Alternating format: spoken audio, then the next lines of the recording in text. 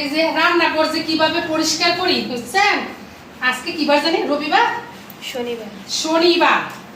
আজকে সে শনিবার, বারটাও মনে নাই। কাকু ভাইরা কি যে চাপে তাই বুঝছেন নি। মনে করেন যে গ্রিলটা পুরাটা ডললে এখন পানি হিসকাই দিয়ে ধুইছি।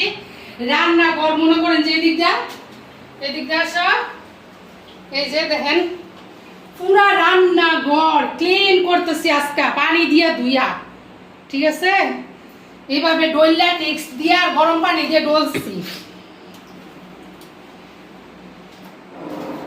এখন পানি ছিটকে দিয়ে ধুয়ে নিব, একদম বেশি করে পানি দিয়ে ধুইয়া চকচকে করে ফেলবো। একবার ভালো করে ডললা নিয়ে যাচ্ছি গরম পানি দিয়া। সেন এইভাবে আপনারা পুরো রান্নাঘর পরিষ্কার করি।